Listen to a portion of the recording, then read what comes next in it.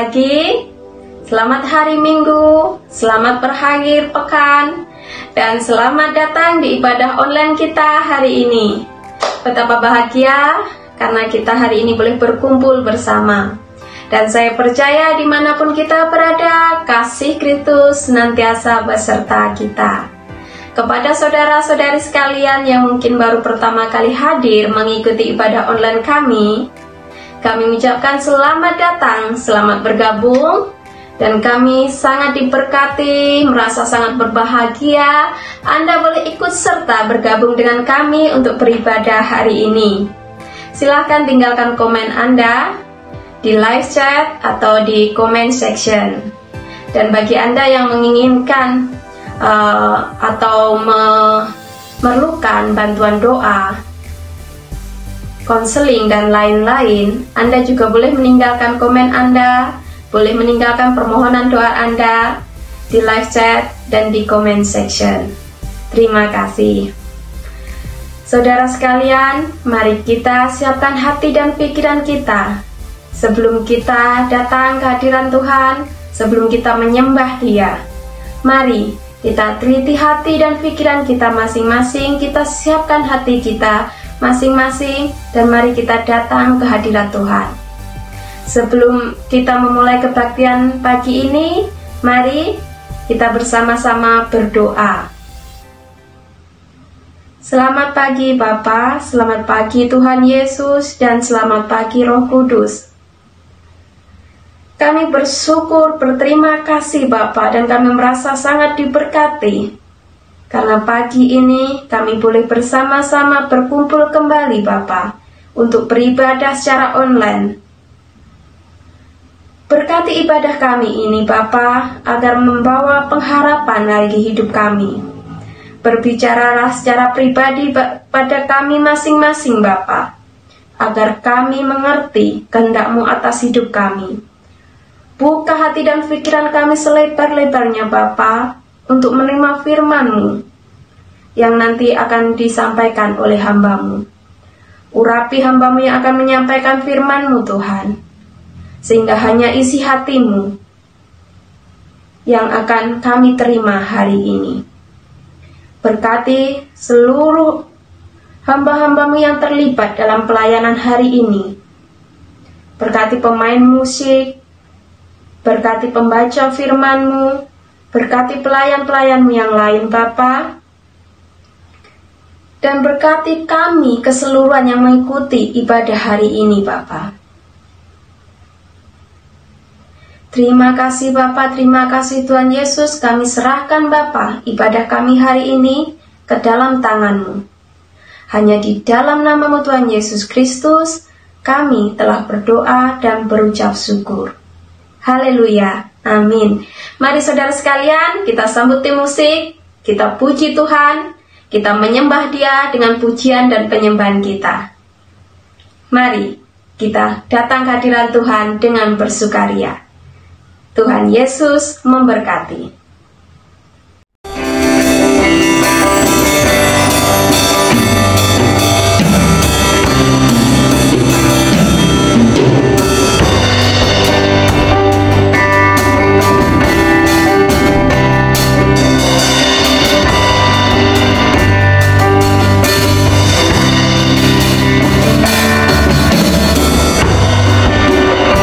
Salam jemaat yang dikasihi Tuhan, kita bertemu lagi di dalam ibadah mingguan kita pada pagi hari ini.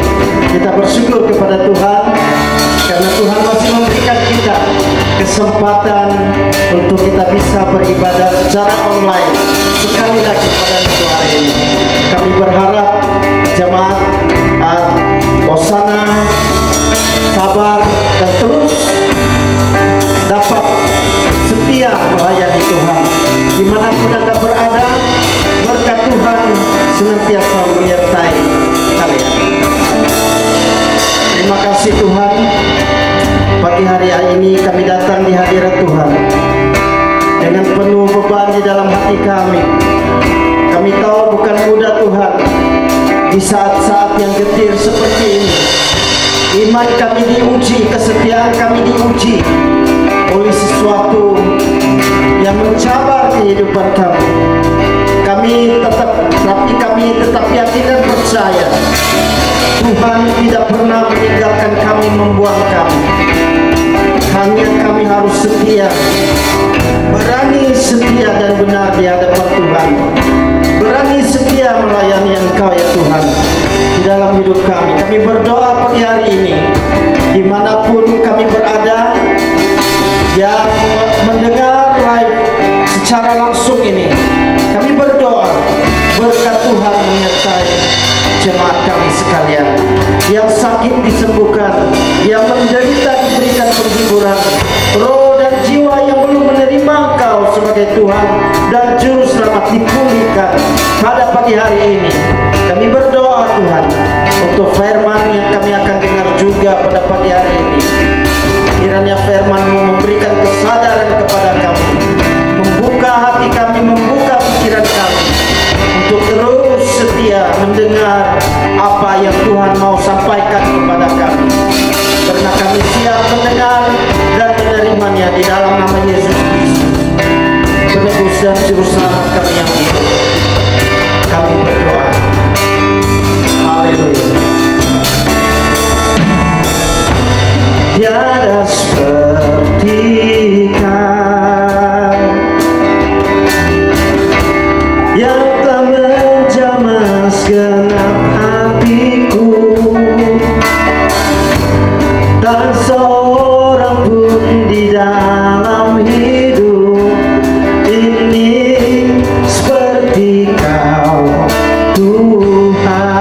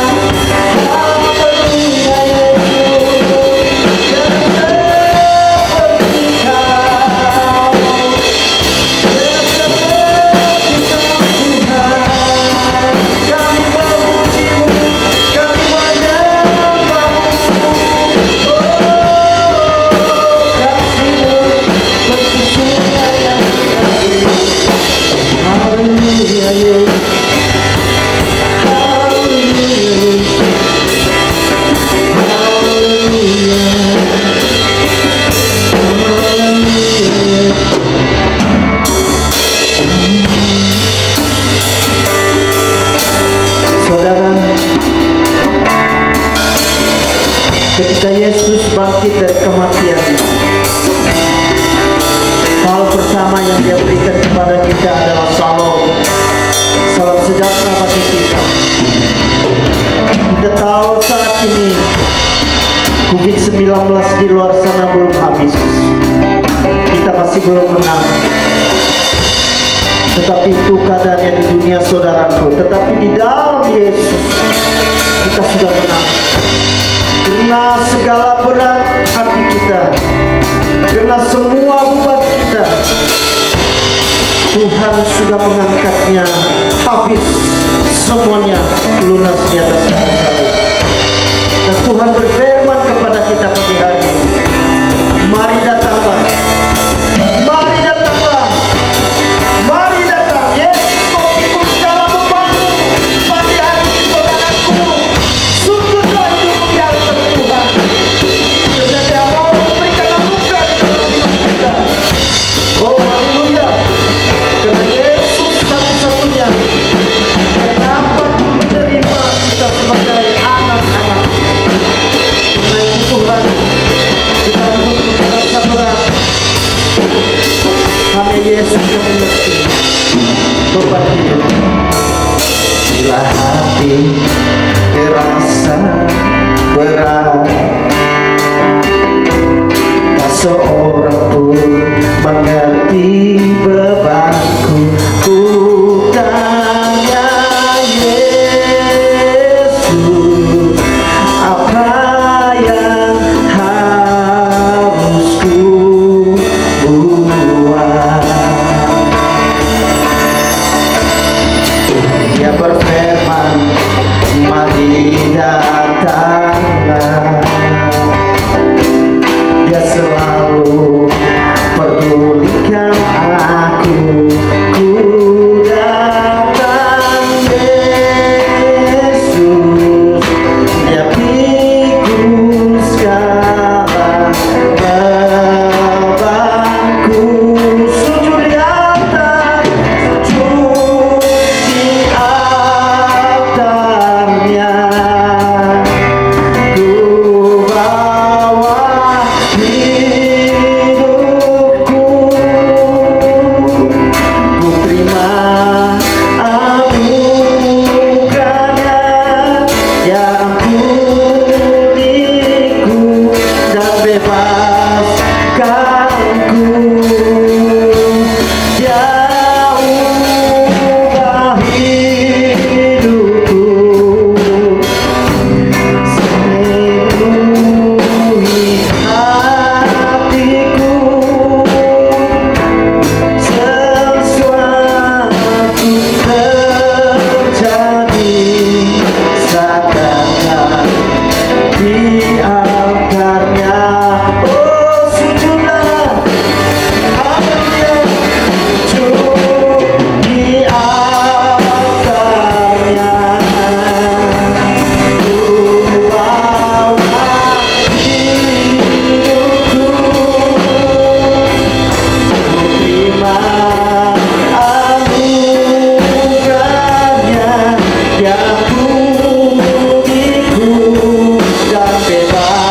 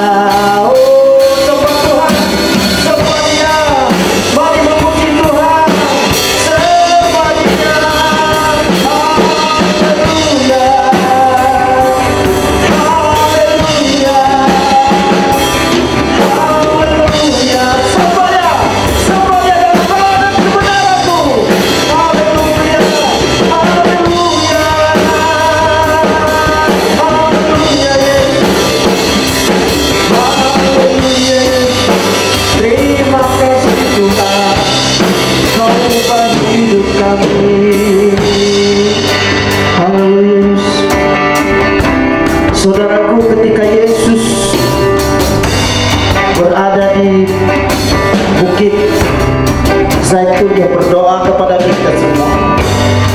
Ketika Yesus dan murid-muridnya berdoa pada kali terakhir, dan yang memberikan firman yang terbaik di dalam hidup kami. Dia berfirman kepada kita semua, berdoalah dan berjaga-jagalah, karena saatnya akan tiba apabila saudara dan saudari tidak mendengar suara Tuhan lagi, apabila saudara-saudara tidak mendengar lagi firman Tuhan, maka mungkin Tuhan akan datang ke dalam dunia ini pada kali yang kedua. Saudaraku, marilah dengar firman Tuhan, karena saat Tuhan berfirman, saat Tuhan bertindak, kita aman di dalam cahaya. Haleluya Yesus. Inilah hidup kami Tuhan, kami berikan hanya kepada-Mu. Pada saat pagi hari ini Tuhan, kami mau mendengar suara-Mu. Mari saudara-saudara kita bersaat teduh sebentar.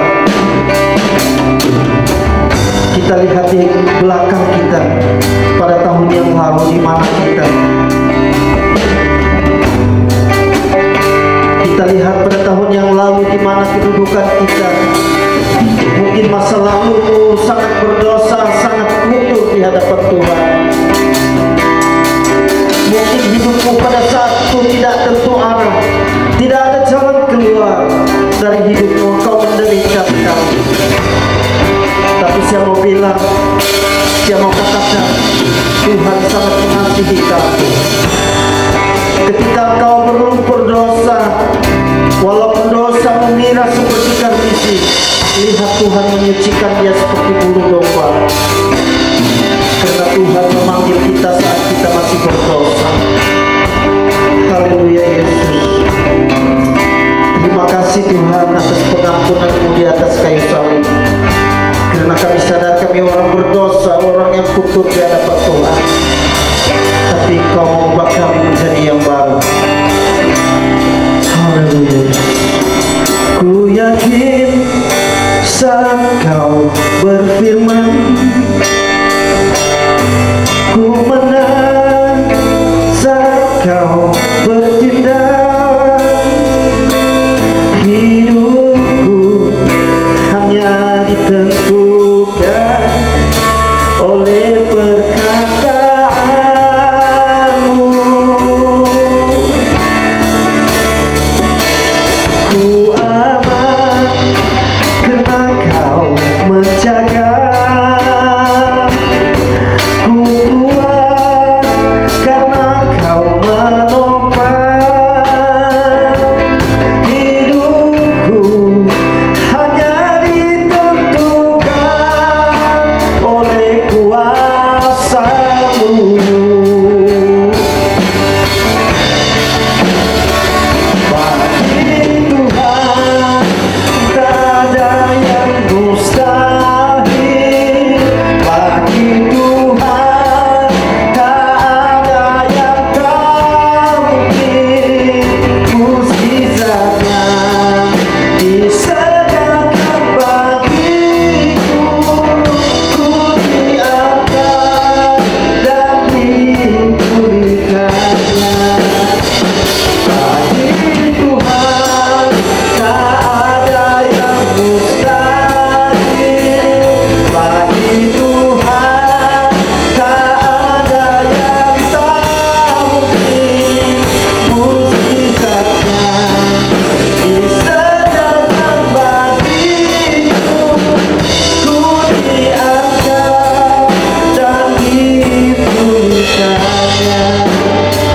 Saudara, katakan lagu ini di dalam hatimu, karena kita yakin dan percaya pada Tuhan.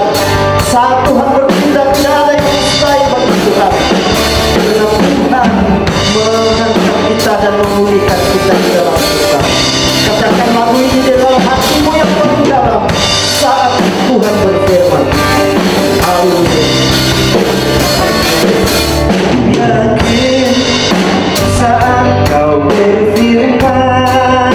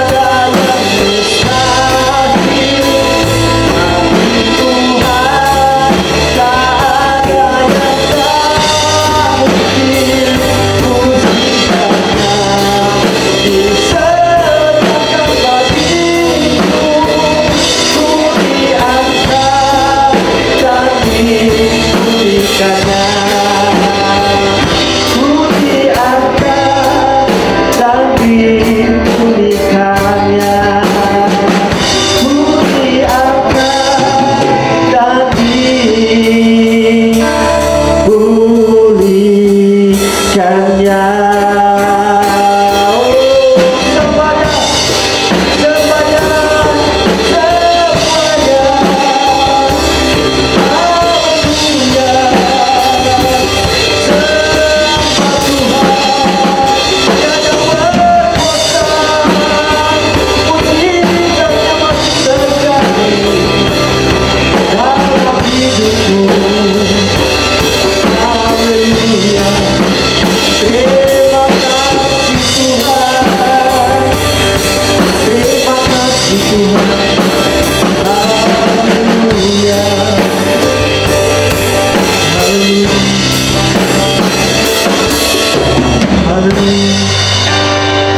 Terima kasih Tuhan, Kau sungguh baik dalam hidup kami.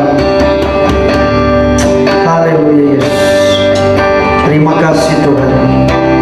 Inilah hidup kami Tuhan. Pakailah kami sesuai dengan rencana Tuhan di dalam hidup kami. Pakai kami Tuhan, keluar dari community kami. Pakai kami Tuhan menjadi alat-Mu untuk mengabarkan Injil-Mu sampai kepada kesudahan dunia ini. Berikanlah kami kekuatan di dalam hati kami, di dalam jiwa kami, di dalam iman kami, supaya kami dapat menghadapi dunia ini apapun tantangan dan rintangannya. Terima kasih Tuhan. Berbicaralah lewat Roh-Mu yang kudus, karena kami siap menerimanya. Apapun yang Tuhan mau lakukan di dalam hidup kami, di dalam nama Yesus, penebus dan juru selamat kami yang hidup, kami sudah berdoa. Amin. Berikan kemuliaan hanya bagi Tuhan Yesus Kristus, karena Dialah yang layak menerima segala hormat, pujian dan kemuliaan sekarang sampai selama-lamanya. Haleluya. Amin. Haleluya. Puji Tuhan, puji Tuhan, haleluya. Puji-pujian dan penyembahan yang baru saja kita lakukan sangat memberkati. Dan semoga puji-pujian penyembahan baru saja menjadi bau-bauan yang harum dan menyenangkan di hadapan Tuhan. Kami ucapkan terima kasih kepada tim musik yang sudah melayani hari ini. Tuhan Yesus memberkati Anda semua.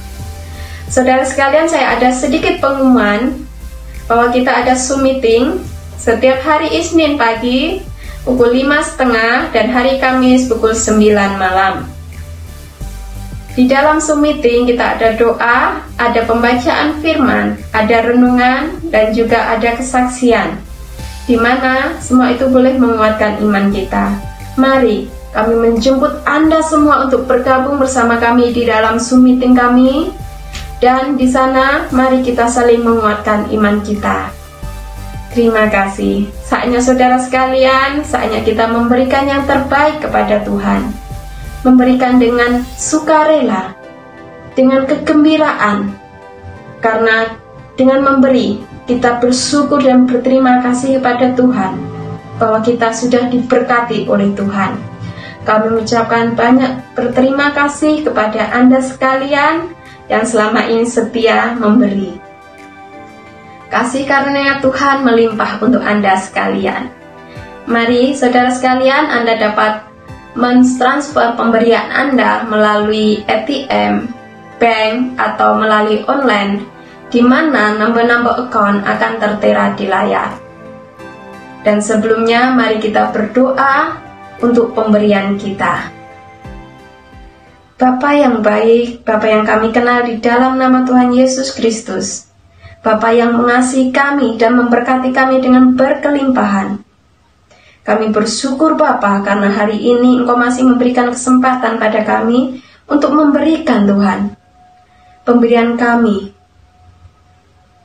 yang terbaik Bapa kepadamu melalui gereja kami Bapa. Berkati pemberian kami ini Bapa, agar pemberian kami ini boleh digunakan sebaik-baiknya Bapa untuk pelebaran kerajaan-Mu di muka bumi ini. Berkati setiap kami Bapa yang mengikuti ibadah hari ini, yang memberikan pemberian pada hari ini, maupun yang mungkin belum sempat Bapa memberikan persembahannya. Kami yakin dan percaya Bapa kasih-Mu senantiasa berserta kami dan Engkau sanggup melimpahkan berkat-berkat-Mu berkelimpahan pada kami. Kami juga berdoa untuk seluruh keluarga kami, saudara-saudara kami, dimanapun mereka berada Tuhan. Berkatilah kami semua Bapa, hamba-hambamu, dan juga seluruh umatmu di seluruh dunia ini Bapa, dan ajarkan kami semua Bapa untuk setia dengan pemberian kami. Terima kasih Bapa, terima kasih Tuhan Yesus. Inilah segala doa, ucapan syukur kami Bapa. Hanya di dalam nama-Mu Tuhan Yesus Kristus, kami telah berdoa dan berucap syukur. Haleluya, amin. Dan mari saudara sekalian, mari kita siapkan hati dan pikiran kita. Kita datang untuk mendengarkan firman Tuhan yang akan disampaikan oleh hamba-Nya. Tuhan Yesus memberkati. Shalom kepada anda semua. Apa kabar semua? Walaupun kita mulakan tahun ini dengan keadaan yang kurang memberangsangkan, saya tetap berdoa agar anda semua berada dalam keadaan yang sihat ya. Saya amat bersyukur kepada Bapa di syurga kerana dapat bersama dengan anda semua hari ini, lebih-lebih lagi dalam keadaan sebegini. Terpaksa juga kita menemui antara satu sama lain secara online ya. Saudara-saudari sekalian, pergerakan kita terhad dan dilarang pada waktu ini untuk pergi bercuti dalam musim MCO ini. Namun begitu, cuba bayangkanlah jika anda pergi bercuti dan berkilah mencari tapak perkemahan. Di manakah anda memasang tempat kemah anda? Memang tidak boleh dinafikan bahawa anda tidak boleh mendirikan kemah di mana-mana dengan begitu sahaja. Adakah anda mendirikan kemah anda di celah-celah bukit, di kawasan lapang, di bawah pokok, di tepi sungai, di tempat yang berbatu, di kawasan yang teduh, di kawasan yang berangin kuat, di kawasan yang bersemak, di kawasan yang basah? Saudara-saudari sekalian, tajuk perkongsian saya pada hari ini ialah di manakah anda menetap kemah anda pada tahun ini? Pada pagi ini saya ingin bacakan petikan firman Allah dari Genesis 13 ya. Maka pergilah Abraham dari Mesir ke tanah Negev dengan istrinya dan segala kepunyaannya, dan Lot pun bersama-sama dengan dia. Adapun Abraham sangat kaya, banyak ternakan, perak dan emasnya. Lot yang ikut bersama-sama dengan Abraham mempunyai domba dan lembu dan kemah. Tetapi tanah itu tidak cukup luas bagi mereka untuk diam bersama-sama, sebab harta milik mereka amat banyak. Kerana itu terjadilah perkelahian antara para gembala Abraham dan para gembala Lot. Maka berkatalah Abraham kepada Lot, "Janganlah ada perkelahian antara aku dengan engkau, antara para gembalaku dengan para gembalamu, sebab kita ini saudara. Bukankah seluruh tanah ini terbuka untuk engkau? Baiklah, pisahkan dirimu daripadaku. Jika engkau ke kiri, aku akan ke kanan. Jika engkau ke kanan, maka aku ke kiri."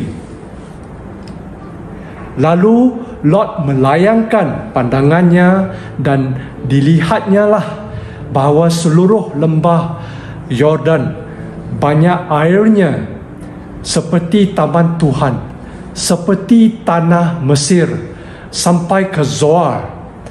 Hal itu terjadi sebelum Tuhan memusnahkan Sodom dan Gomora.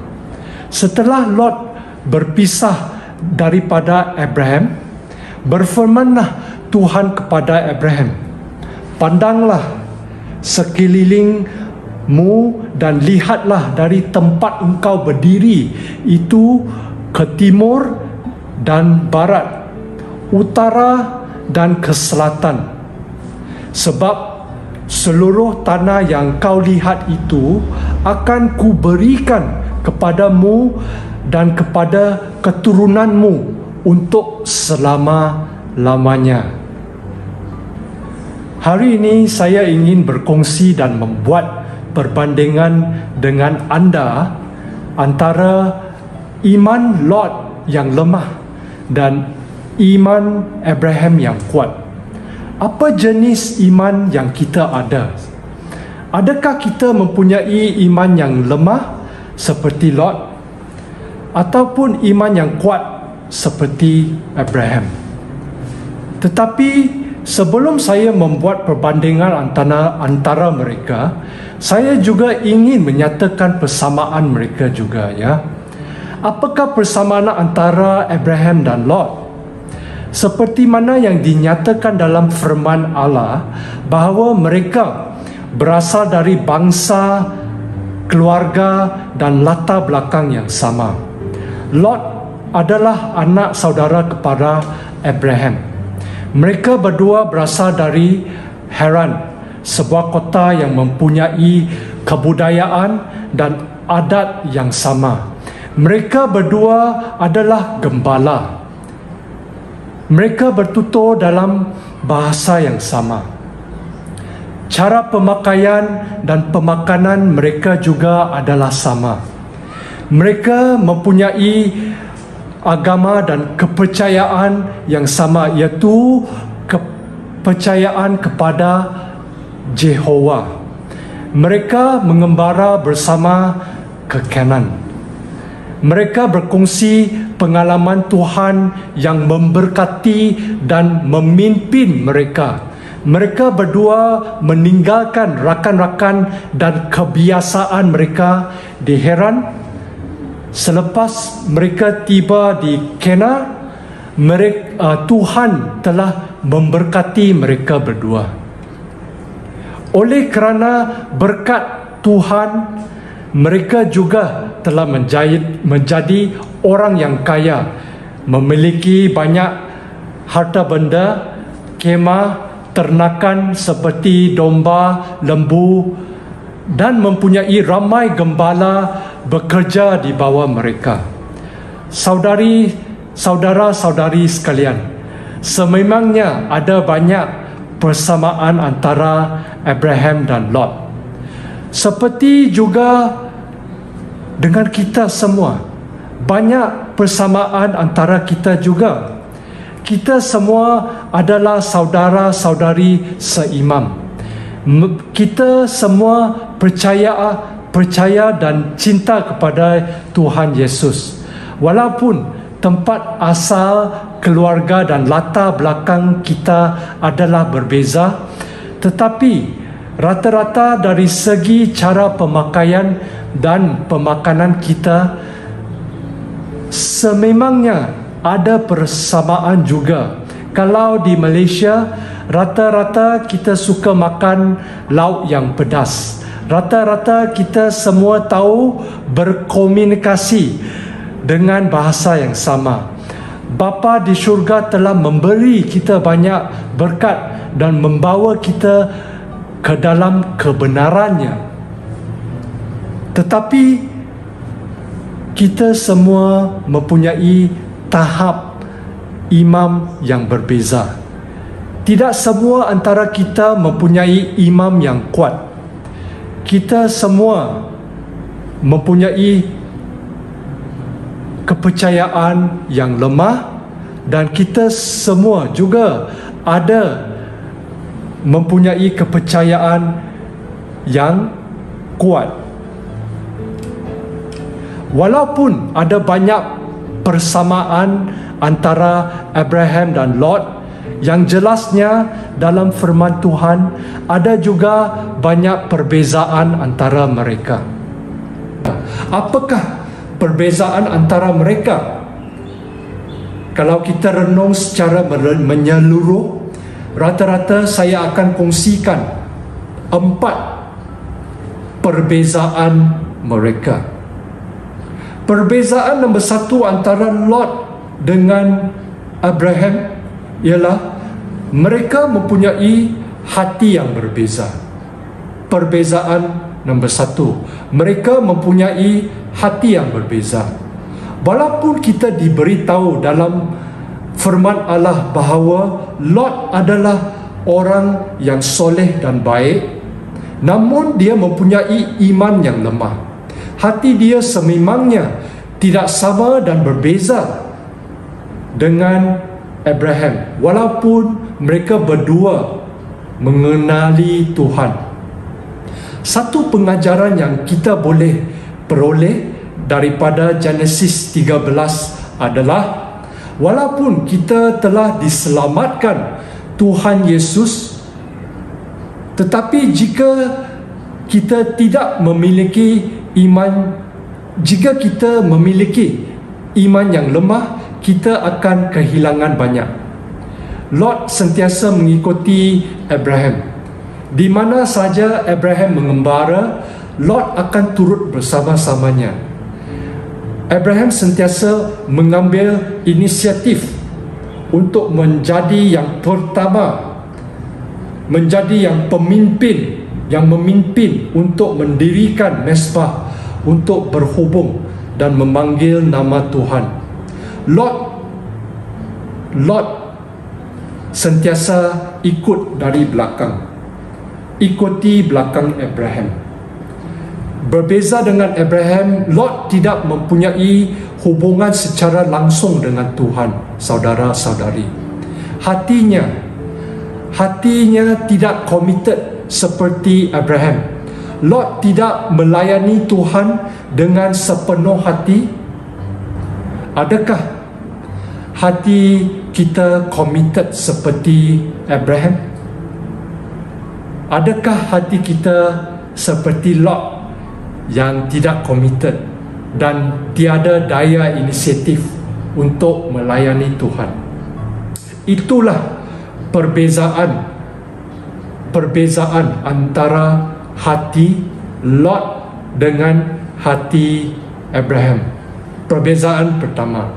Perbezaan kedua adalah mereka mempunyai tangan yang berbeza. Saudara-saudari, tangan Abraham sentiasa terbuka, manakala tangan Lot sentiasa ditutup rapat. Lot mau mencengkam benda dengan tangannya. Mengikut adat zaman lama, saudara-saudari, Lot sepatutnya mengambil inisiatif untuk bertanya dulu kepada Abraham dan memberi peluang kepada bapa saudaranya untuk memilih kawasan penetapannya, gembala-gembala dulu. Kerana Abraham lebih tua daripada Lot dan Abraham adalah ketua yang memimpin. Lot sepatutnya berkata kepada Abraham, engkaulah yang pilih dulu di mana hendak menetapkan gembala dan ternakan. Kalau engkau pilih kiri, aku pilih kanan. Kalau engkau pilih kanan, aku pula pilih kiri. Itulah sepatutnya Lot berkata kepada Abraham. Kalau mengikut adat dulu kala, sebenarnya saudara-saudari, Lot telah melakukan sesuatu yang amat kasar dan biadab terhadap Abraham. Akan tetapi Abraham memberi peluang kepada Lot, anak saudaranya, untuk memilih kawasan penetapannya dulu, seperti yang ternyata dalam firman. Tanpa berlengah-lengah, Lot dengan secepatnya memilih kawasan penetapannya. Lot bukan seorang pemberi. Lot adalah seorang pencengkam. Dia mahukan benda-benda untuk dirinya. Akan tetapi tangan Abraham pula terbuka. Sememangnya ada jurang perbezaan antara Lot dengan Abraham. Saudara-saudari, Lot dan Abraham mempunyai tangan yang berbeza. Mereka mau mengambil, Lot mau mengambil dan mencengkam benda untuk diri sendirinya, dan Abraham mau memberi. Dalam hidup kita sebagai seorang Kristian, adakah kita ingin mendapatkan dan mencengkam lebih banyak benda, atau adakah kita lebih mau memberi?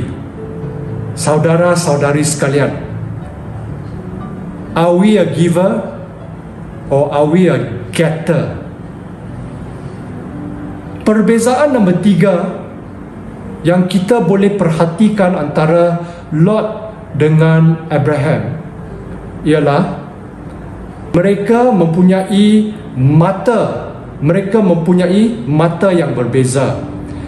Genesis 13 ada menyatakan bahawa Abraham dan Lot melihat dengan cara yang berbeza. Saudara-saudari sekalian, Lot melihat taman yang cantik seperti syurga.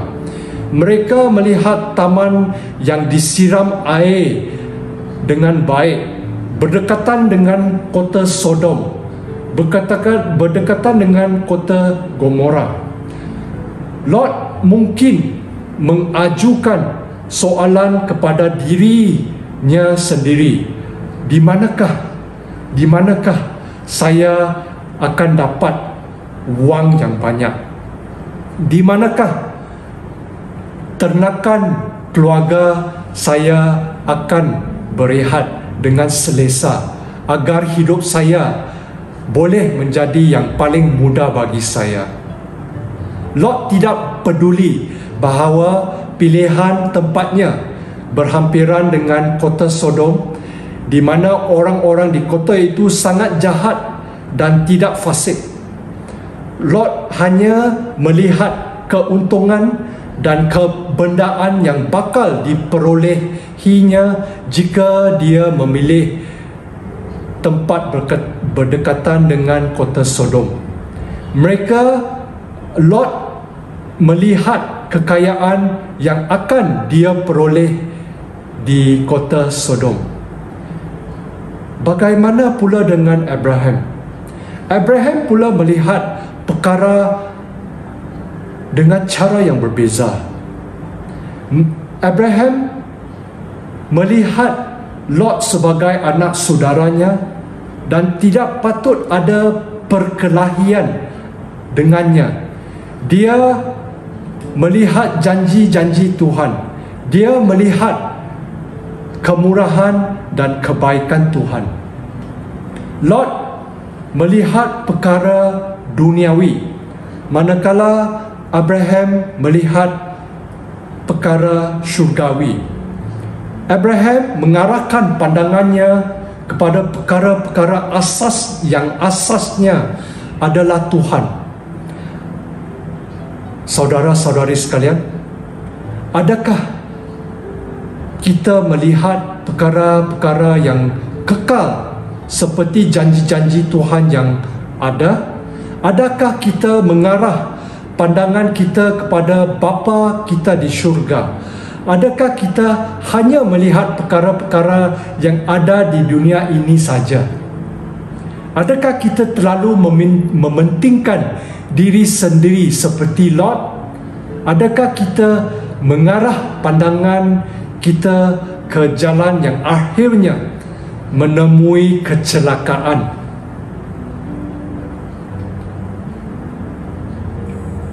Perbezaan nombor 4 antara Lot dengan Abraham ialah mereka mempunyai takdir yang berbeza.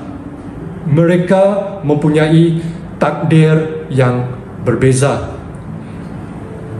Kita mungkin berfikir bahawa Abraham akan menjadi sepi ketika melihat Lot memilih tanah yang baik, manakala dia sendiri mengambil tanah yang tersisa. Tetapi firman Tuhan ada menyatakan, setelah Lot berpisah daripada Abraham, dia ada menyatakan, berfirmanlah Tuhan kepada Abraham, pandanglah sekelilingmu dan lihatlah dari tempat engkau berdiri itu, ke timur dan ke barat, utara dan selatan. Sebab seluruh tanah yang kau lihat itu akan kuberikan kepadamu dan kepada keturunanmu untuk selama-lamanya. Dan aku akan menjadikan keturunanmu seperti debu tanah banyaknya, sehingga jika seandainya ada yang dapat menghitung debu tanah, keturunanmu pun akan dapat dihitung juga. Bersiap sedialah, jalanilah tanah itu menurut panjang dan lebarnya, sebab kepadamulah akan kuberikan tanah itu. Abraham mempunyai takdir dan masa depan yang berbeza daripada anak saudaranya Lot. Lot pula mempunyai takdir dan masa depan yang berbeza. Dia telah membuat pilihan dan mementingkan diri sendiri dan kurang bijak. Pilihannya kurang bijak untuk menetapkan kemahnya berdekatan dengan Sodom. Pilihan yang mempunyai kesudahan yang amat sedih, saudara-saudari sekalian. Kalau kita baca pasal Genesis yang kemudiannya, Genesis 19, Lot telah kehilangan segala-galanya. Dia telah kehilangan isterinya. Segala yang telah dibina oleh Lot sudah dimusnahkan dan menemui bencana di kota Sodom. Kemanakah anda mengarah pandangan anda, dan di manakah anda merancang untuk menetapkan kemah anda pada tahun ini? Saya berharap anda mengarahkan pandangan anda kepada Tuhan Yesus dan menempatkan kepercayaan anda kepadanya, yang seterusnya akan mendatangkan takdir yang baik pada tahun ini dan tahun-tahun yang berikutannya. Pada tahun ini, marilah kita membuka hati kita untuk menjadi lebih komited dan berdaya inisiatif untuk melayani Tuhan Yesus dan di antara satu sama lain. Marilah kita menguatkan hati kita untuk mendirikan mezbah pribadi kita untuk mengeratkan hubungan kita dengan Tuhan Yesus. Pada tahun ini, marilah kita membuka tangan kita untuk lebih memberi daripada kita mencengkam tangan kita. Are you a giver or are you a getter?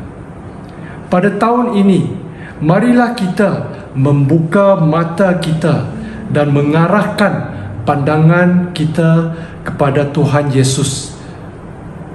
Moga-moga kita semua membuka hati kita, tangan kita, mata kita dan mengarahkannya ke arah yang betul.